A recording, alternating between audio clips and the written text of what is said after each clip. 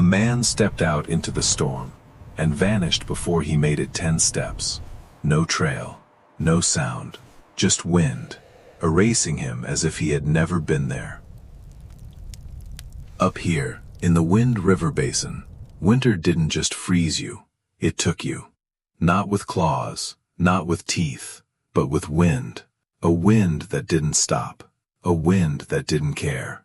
A wind that reached through wood, through cracks, through bone, and carried your heat away, one breath at a time. The Kincaid family learned that their first winter, not all at once, but slowly, the way winter prefers. Their cabin looked solid. 4 walls, a stone hearth, a roof that held. From the outside, it looked like safety. Inside, it was something else. Mara Kincaid would wake in the middle of the night, not because of a sound, but because of silence. The fire dying. She'd open her eyes and see her husband already moving, feeding the stove again, and again, and again. 3 times, sometimes 4, every night. Still, it was never enough. The cold didn't stay outside.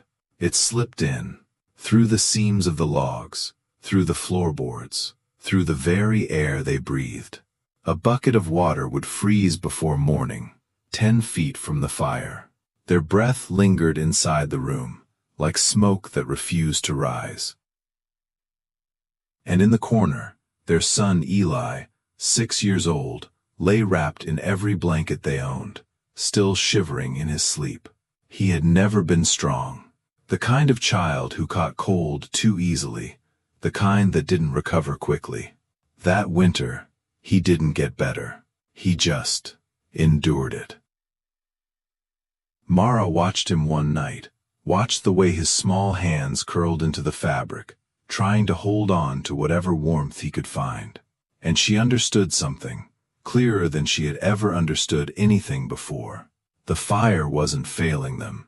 The cabin was. Or worse, the way they were fighting winter was wrong. Everyone in the basin built the same way.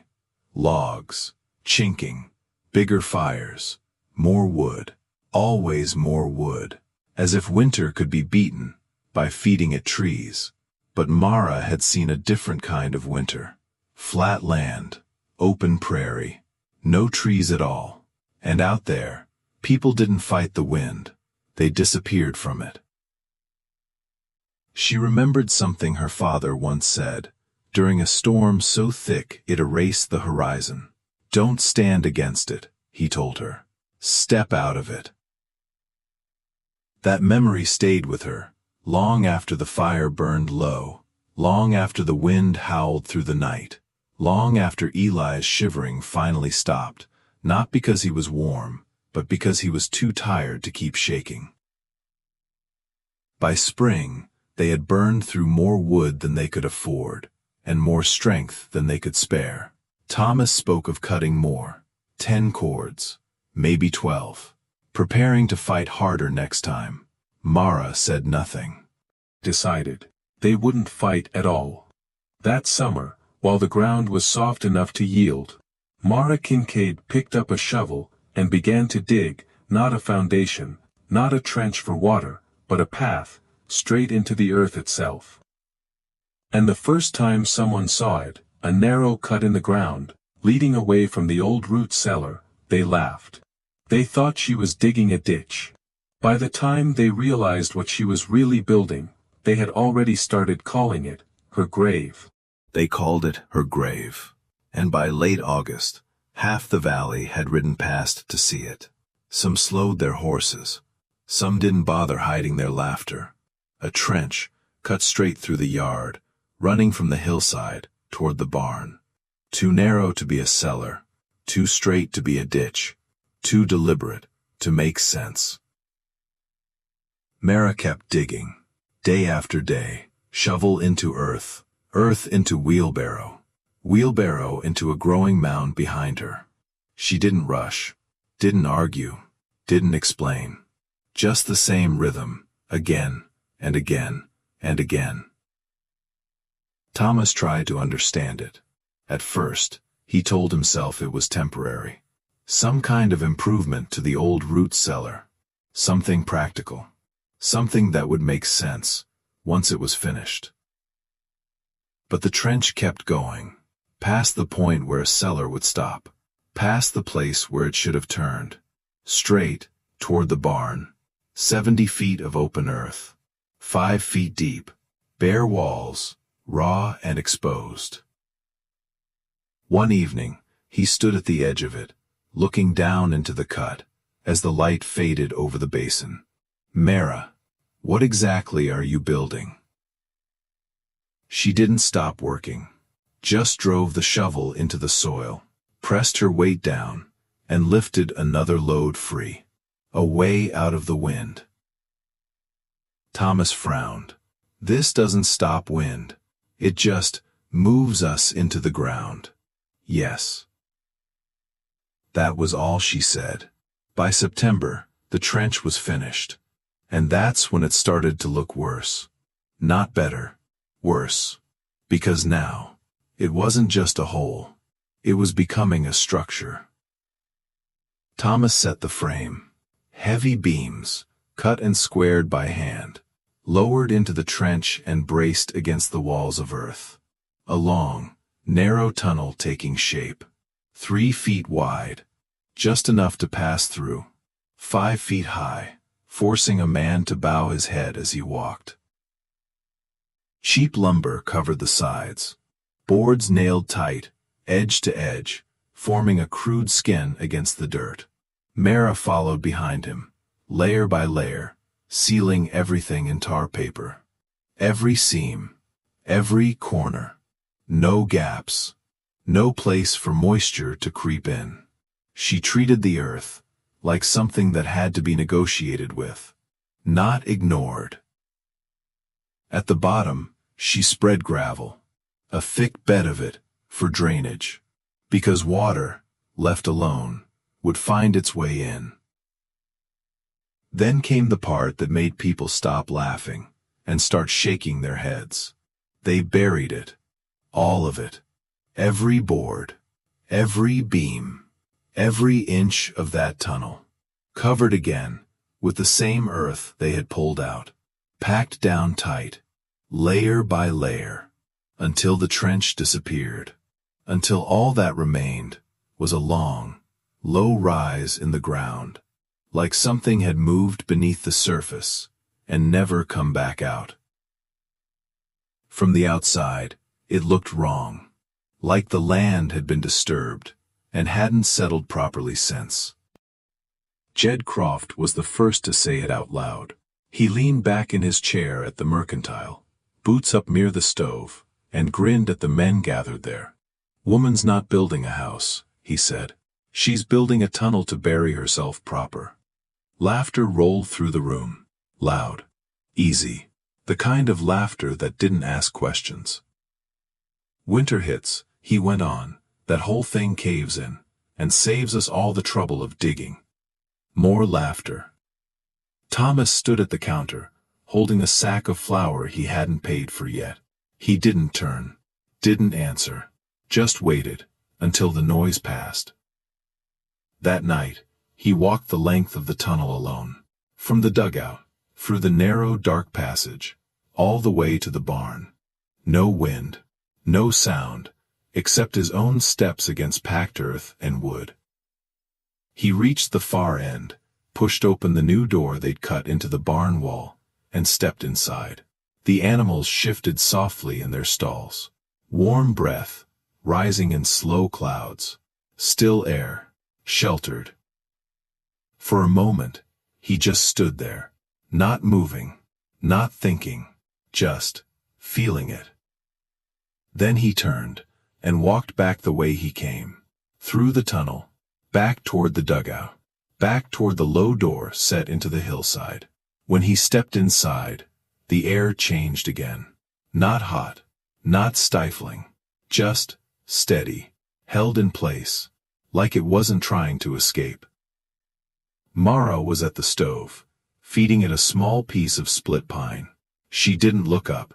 "You felt it," she said. Thomas closed the door behind him. Slowly. Yeah. He glanced back toward the tunnel entrance, then around the room, then at her. They're going to keep laughing. Mara nodded once. I know. They think we're digging our own grave. This time, she did look at him. Calm. Certain. Let them. Outside, the first cold wind of the season was already moving down from the mountains. Slow, steady, unstoppable. By early November, the wind came back. Not sudden, not violent, just present. A low sound at first, moving across the basin, like something breathing, just beyond the ridge. Then it settled in, day after day, never stopping long enough for anyone to forget it was there. The temperature dropped with it, not all at once, but steadily, until frost began to hold its ground even at midday. Winter was arriving. Across the valley, men began preparing the only way they knew how. Cut more wood, stack it higher, seal the cracks, do everything they could to fight what was coming. At the Kincaid place, things looked wrong. No new woodpile, no frantic cutting, just that low mound of earth, stretching from the hillside to the barn, and a door, half hidden in the slope. They had moved inside it completely by then. The old cabin sat empty, cold, unlit, like something already abandoned before winter had even begun. That's when the talk changed. No longer jokes. Not quite. Something quieter. More certain. They won't last a month, someone said. First real storm. They'll come crawling out of that hole. Or they won't come out at all. Thomas heard it. Every time he rode into town. Every time he stepped inside the mercantile. Voices dropping when he entered. Eyes following him longer than they should. Not laughter anymore. Expectation. Waiting. For him to fail. It stayed with him. Carried back home like something heavy. He didn't know how to set down. One night, after the wind had been howling for hours, he sat near the stove, watching the flame move behind the iron grate. Not struggling. Not raging. Just steady. Mara was mending by lantern light. Eli slept nearby, on a simple bed, no coat, no hat, just a thin blanket pulled to his chin. Thomas stared at him, waiting, for the shivering to start, for the coughing, for something, anything, that looked like last winter. But it didn't come. The air didn't move, didn't creep, didn't steal anything away. It just stayed. You feel it too, Mara said softly. Thomas didn't answer right away. He leaned forward, rested his elbows on his knees, and stared into the fire. I keep waiting, for it to turn, for the cold to find us again. Mara set the needle down. It will try, she said, but it has to reach us first. Outside, the wind slammed against the hillside, dragging loose snow across the ground in long, thin lines. Searching. Inside, it found nothing to take. By the second week of December, the cold deepened. Fast. Hard. -10. Then 20. Then lower. The kind of cold that made would crack in the night, like distant gunshots. Across the valley, the struggle began. Fires burning hotter. Longer. Men waking through the night to keep them alive. Woodpiles shrinking faster than anyone had planned for. Smoke rising thick and constant from every chimney, a signal that they were losing ground. And still, from the Kincaid place, almost nothing. Just a thin line of smoke, lazy, unhurried, barely visible against the sky. The first person to notice it was a rider passing along the ridge. He slowed his horse, looked down at the property, and frowned. Didn't make sense. Not in this cold. Not with that little smoke. A few days later, someone else saw something stranger. A figure, moving between the barn and the hillside door. Slow. Unbothered. No heavy coat. No rush. Just walking. Like the cold, wasn't there at all. The story spread quickly. Too quickly. They've gone strange, someone said. Living underground, breathing bad air. People start thinking wrong in places like that. Thomas heard that one too. And this time, it stayed with him longer than the others. That night, the wind rose higher than it had all season. Not just a howl now, a force, something that pressed against the world and refused to let go. Snow didn't fall. It moved sideways. Driven hard enough to sting exposed skin raw, Thomas lay awake, listening. Not to the fire. Not to the room. To the earth above them. Waiting, for something to give. For weight. For pressure. For the sound everyone said would come. A collapse. A failure. Proof that they had been wrong. But the earth didn't move. Didn't creak. Didn't shift. It held. Like it had been there, long before them, and would be there, long after. Sometime before dawn, Thomas finally closed his eyes, not because the storm had ended, but because, for the first time since coming to this basin, he believed it might not reach them at all. By morning, the storm had only grown stronger. And out in the valley, something was beginning to break. The storm didn't pass, it settled in. By the third day, there was no sky left, no horizon, no distance, just white, moving. The wind came hard enough to bend fence posts, to strip snow off the ground, and throw it back into the air again. Nothing stayed where it fell. Out in the valley, men stopped trying to travel, stopped trying to keep up. They stayed inside, feeding fires that burned too fast, with wood that burned too poorly.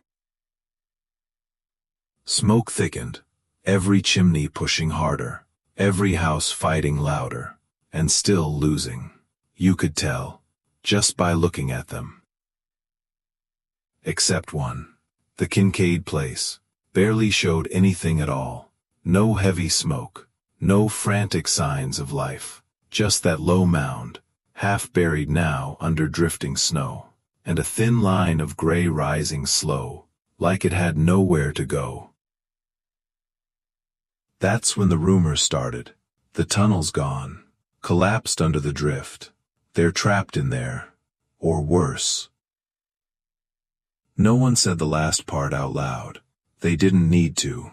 Arthur Hale heard it first inside the mercantile. What passed for one, anyway. A half-frozen room with a stove working too hard to keep up. He didn't laugh, didn't argue, just listened, until someone said, "Someone ought to go check." No one moved. Arthur did. He stepped outside, pulled his coat tight, and headed straight into the wind. The basin tried to take him before he made it halfway. Snow driving sideways, stinging his face raw, filling his tracks as fast as he made them. He leaned forward, one step, then another, fighting for each one.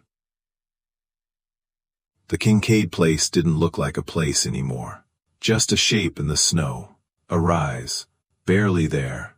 He circled once, twice, looking for the door. Then he saw it, a small cut in the drift, cleared just enough to keep from disappearing.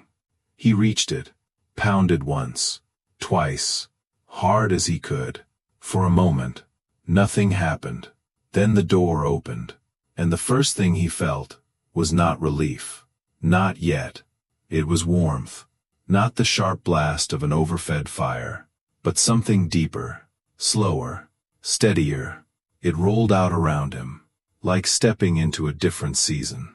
Mara stood in the doorway, no coat, no rush, just looking at him, as if he had arrived on an ordinary day.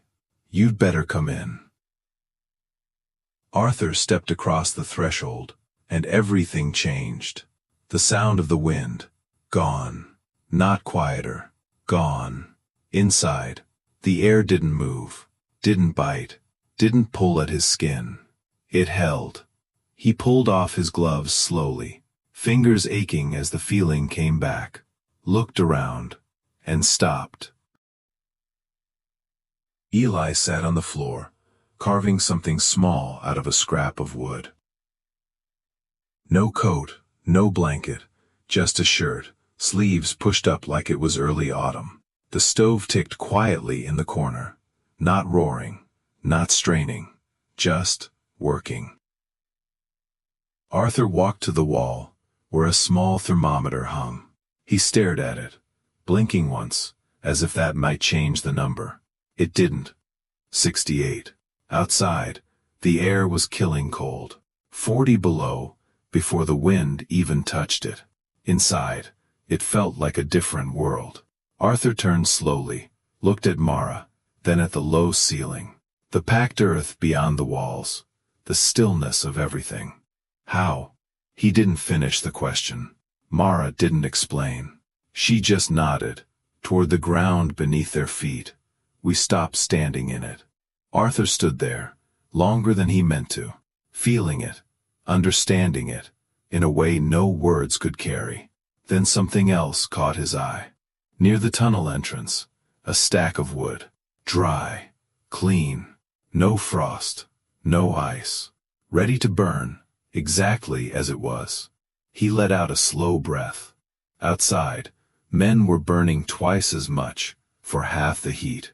Inside here, they were barely feeding the fire at all. Arthur shook his head once. Not in disbelief anymore, but in recognition. "We've been fighting it." He looked toward the door, where the storm still pressed against the world. "And you just stepped out of its reach." Mara didn't answer. She didn't need to. Outside, the storm kept raging, harder, colder, relentless. And for the first time, it had nothing left to take from them. Word spread before the storm ended. Not loudly, not all at once, but steadily, the way truth tends to move when no one can quite believe it yet. Arthur didn't tell it like a story. He told it like a man who had seen something he couldn't argue with. "The wind doesn't touch them," he said. "That's the difference." At first, no one accepted it. They nodded. They listened. And then they went back to feeding their fires. Because that was what they understood. But the cold didn't ease. For days. Then weeks. The basin stayed locked under that same brutal sky. Woodpiles dropped lower. Faster than anyone had planned. Men who had started the season confident began measuring what they had left with something closer to fear. And slowly, they started looking in a different direction. Toward the low rise in the ground, where nothing seemed to struggle. The first one to come was not a builder. Not a man with pride to defend. It was a father. He arrived one gray morning, hat in his hands, eyes hollow from too many nights spent awake beside a failing fire. "My boy," he said quietly, not looking at Thomas, not looking at Mara, just staring at the ground between them. "I can't keep him warm." The words hung there, simple, and heavier than anything else the storm had carried. Mara stepped aside. "Come in." He did, and just like Arthur before him, he stopped the moment the door closed behind him. Not from surprise, not exactly, from something deeper, something closer to relief. He stood there, feeling the still air, watching the quiet way the fire worked. Watching Eli sit and carve like winter had no claim on him at all. And something inside him shifted. Not pride, not doubt, understanding. That was how it began. Not with agreement, not with apology, but with need. When the storm finally broke, it didn't feel like victory. It felt like survival. Cabins stood, but barely. Woodpiles were gone, or close enough not to matter. Some families had burned everything they could spare. Some, more than they should have. And through all of it, the Kincaid place remained, quiet, untouched. When the thaw came, men began to walk the land again. Slowly at first, then with purpose. They came to the mound, to the door in the hillside, to the strange, buried path that no longer looked like a grave. They asked questions, not many at once, just enough to begin. Mara answered them the same way every time. The wind takes your heat, so don't stand where it can reach you. Some understood it immediately, others took longer. But that spring, the digging started again. Not just at one homestead, but across the basin. Earth piled against walls, entrances lowered, small tunnels carved, not out of fear, but out of something closer to respect. Thomas watched it happen with a quiet kind of disbelief. Men who had laughed, now measuring ground, testing soil, asking him how deep, how far, how to begin.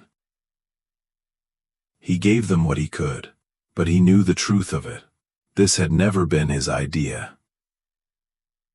One evening, as the last of the snow softened into water, he stood outside the dugout, watching the light fade over the basin. The wind had returned, lighter now, but still there, always there. Mara stepped out beside him, no coat, no hurry. He glanced at her, then back across the land that had nearly taken everything from them. You were right. She shook her head once. No, I just stopped fighting something we were never going to beat. Behind them, inside the earth, Eli slept. No coat, no shivering, no struggle, just breathing, slow and steady, as if winter had never been there at all. Outside, the wind moved across the basin, searching, relentless, unchanged. But for the first time, it had nowhere left to enter.